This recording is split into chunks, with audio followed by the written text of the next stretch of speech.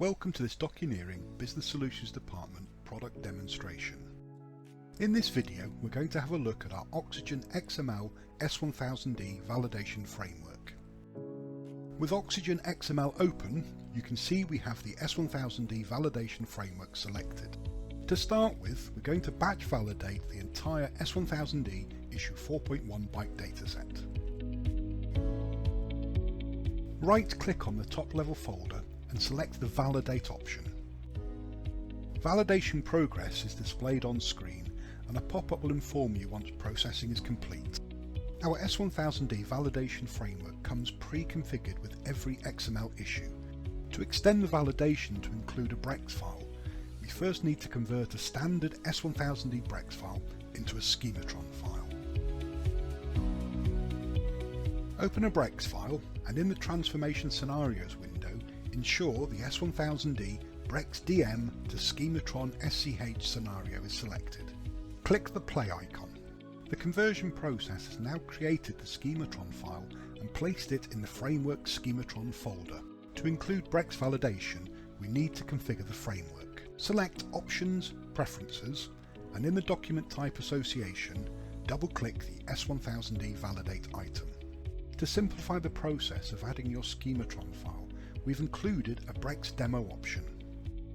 If you copy and rename this existing scenario, then all you need to do is change the associated schematron file to the one you created earlier.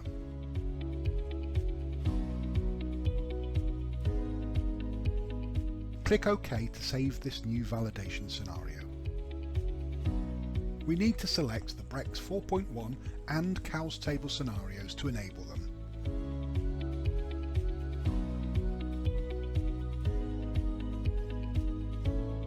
We can now close the BREX file as we've finished with it and navigate back to the top level issue 4.1 folder.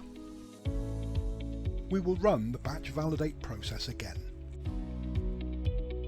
The process is a little slower this time because it is validating the content as well as the schema.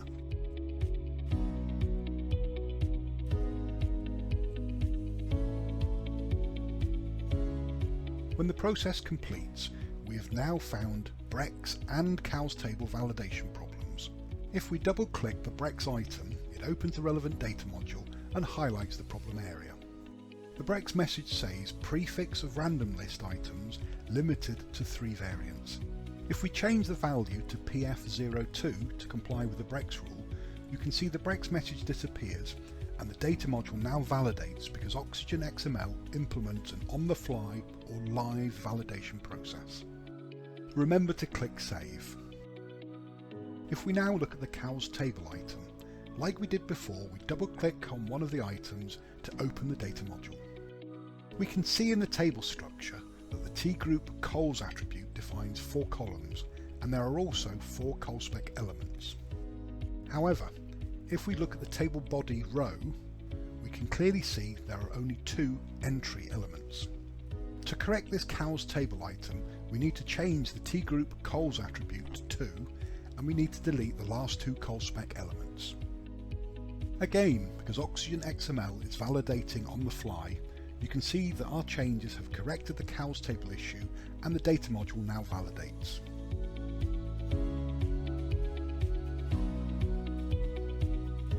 As a final check, we can batch validate the entire issue 4.1 data folder again, and this time we don't find any validation issues.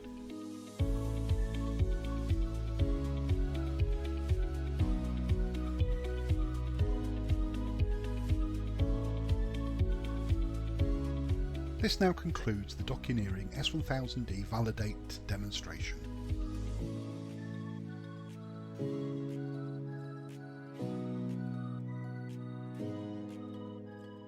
Please get in touch with us for any further information.